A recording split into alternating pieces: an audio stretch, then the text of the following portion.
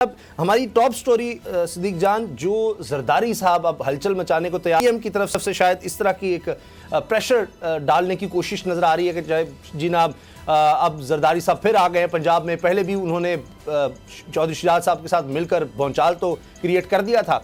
कोई खतरा आपको नजर आ रहा है इमरान खान साहब की हुकूमत को पंजाब में, या एक प्रेशर टैक्टिक है कि जरदारी साहब आ गए हैं फिर हम सिंध हाउस देख सकते हैं, फिर कुछ इस तरह की चालें देख सकते हैं?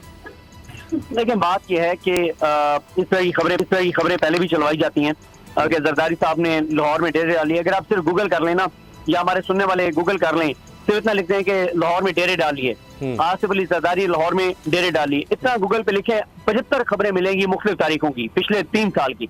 ये इस तरह की फरमाइशी खबरें जो है वो चलवाई जाती हैं, लीक की जाती हैं और तासुर दिया जाता है कि बहुत बड़ा अपसेट होने जा रहा है। मुझे बिल्कुल ये अपसेट नजर नहीं आता। हाँ, कोशिशें जरूर हो रही हैं और उन कोशिशों के पीछे कुछ लोग होंगे, लेकिन मुझे ये प्रैक्टिकली ये एग्जीक्यूट होता हुआ नजर बिल्कुल नहीं आ रहा कि ये मुमकिन हो पाएगा। उसकी रीजन ये है कि अब आप देख रहे हैं कि वफाकी हुकूमत के लिए तो वफाकी हुकूमत बचाना मुश्किल हुआ है। तो पंजाब हुकूमत लेना तो मुश्किल बात है, तो ये वफाकी हुकूमत बचा लें तो बड़ी बात है।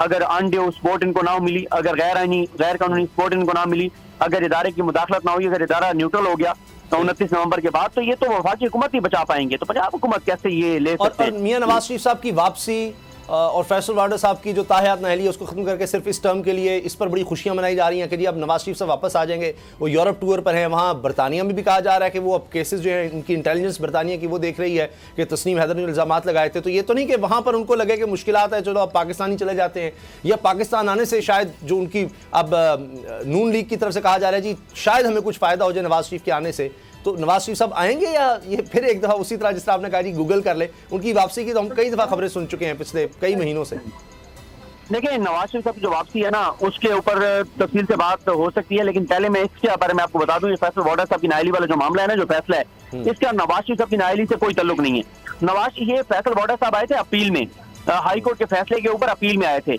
मियां नवाज शरीफ को नाअहली हुई, नाअहली के साथ उनकी रिव्यू भी मुस्तरद हुई और जिस आर्टिकल के तहत 62(1)(f) के तहत नाअहली हुई उसका फैसला भी ऑलरेडी मौजूद है 5 बेंच का कि नाअहली तायात होगी 62(1)(f) की। इस केस का, इस फैसले का उनकी नाअहली के साथ, उनकी मुद्दत के साथ कोई ताल्लुक नहीं है। उनकी तायात नाअहली अभी बिल्कुल ऐसा नजर नहीं आता कि वो खत्म हो सकती है इस फैसले के नतीजे में, ये तो बिल्कुल गलत है। हाँ, जो उनकी बाकी जो उनके केसेस हैं, जो आज राना सनौला साहब ने दावा किया है कि मरियम नवाज की बरियत जो फैसला है उसको देखा जाए तो एक तरह से मियां नवाज भी बरी हो चुके हैं।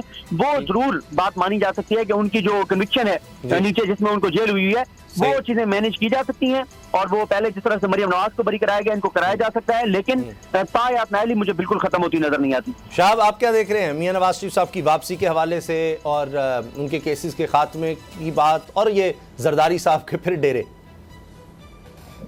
जी देखें, एक चीज बात उस्मान भाई ये है कि सिद्दीक जान ने अभी जो बात की है ये बिल्कुल दुरुस्त है टेक्निकल पॉइंट्स पर, लेकिन हम जिस मुल्क में रह रहे हैं ना, यहाँ पर कुछ भी एक्सपेक्ट किया जा सकता है।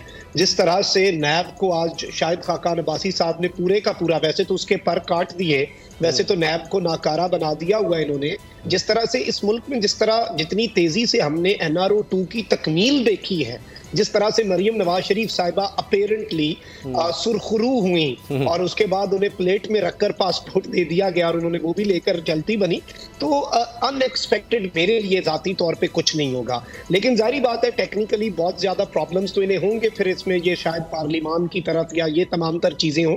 लेकिन अगर हम इस पूरे सिनेरियो को इन नटशेल देखें और जरा मैक्रो लेवल पर देखें, माइक्रो लेवल पर ना देखें, तो फिर हमें बहुत कुछ समझ आ जाता है। जब हम डॉट्स कनेक्ट करते हैं तो इस सारी जो पजल है इसमें एक ही जो पीस है ना, पीस ऑफ द पजल वो रहता है नवाज शरीफ की नाअहली का खत्म होना।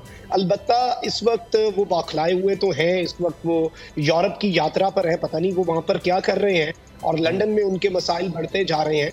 तो ये सारी चीजें हैं, लेकिन इमरान खान का जो मोमेंटम है, 2 दिन पहले चीफ की तैनाती से 1 दिन पहले जो शाम थी, खान साहब से मुलाकात भी हुई और मैं बड़ा हैरान था क्योंकि सहाफती हल्के भी तजब्जुब का शिकार है। हम भी जब आपस में बैठते हैं तो हम एक बड़ी वो हिजामी कैफियत, सहाफती, सियासती सारे हल्के सिवाय एक आदमी के वो इमरान खान है, वो उनका कॉन्फिडेंस लेवल जो आसाब की जंग है और वो इस बारे अभी तक बिल्कुल शायद ये बात माननी होगी कि आसाब की जंग कहा जाए तो उसमें इमरान खान साहब पिछले 8 महीने में पाकिस्तान की तारीख में ऐसा कम ही मिलेगा कि असाब की जंग में जिस तरह वो जीतते नजर आ रहे हैं और हुकूमत मुसलसल मुश्किलात में नजर आई है। अगर आपको ये वीडियो पसंद आई है तो हमारा चैनल सब्सक्राइब करें और बेल के बटन पर क्लिक करें। जाली केस है ना, ये हम पे उस वक्त बनाए गए थे जब हुकूमत यही थी, इन्हीं लोगों की हुकूमत थी ना। और ये जाली केस, इनको मैं नहीं कह रहा इस केस को जाली केस, इनको पाकिस्तान में क्या पूरी दुनिया में एक ऐसा शिकायत कुंदा नहीं मिला, एक ऐसा कंप्लेनेंट नहीं मिला जिसने ये कहा हो कि हमारे साथ फ्रॉड हुआ है। तो ये खुद ही बन गए कंप्लेनेंट और ये खुद ही इन्होंने खुद ही इन्वेस्टिगेशन की, उसकी खुद ही तफ्तीश भी की, यानी कि कंप्लेनेंट भी है, इन्वेस्टिगेशन ऑफिसर भी है। और इन द एंड इन्होंने फिर उसके बावजूद ये कोर्ट में जमा कराया कि जी ये केस जाली केस था, जो कुछ एग्जैक्ट कर रहा था सब लीगल। ये मेरी बात नहीं है, ये इनके इन्वेस्टिगेशन ऑफिसर की बात। आज फिर उन्हीं की हुकूमत है और अब तो हमने नारा नहीं लगाया, अब तो हम हकीकी सहाफत कर रहे हैं। आप ये समझें, ये जो हक है ना, हक पे खड़े रहना और हक को बोलना, ये दूर से लगता है तन्हा हो गए लोग। आप खान साहब को देखें, तन्हा दिखाई देने, सारी जमातें मिलकर उनके खिलाफ हैं, लेकिन आज भी पाकिस्तान की आवाम उस हक की आवाज़ के पीछे जो है 80% से ज़्यादा आवाम उनके साथ है। एग्जैक्टली इसी तरीके से बोल की कहानी है। सब्सक्राइब करें और बेल दबाएं ताकि कोई खबर रह न जाए।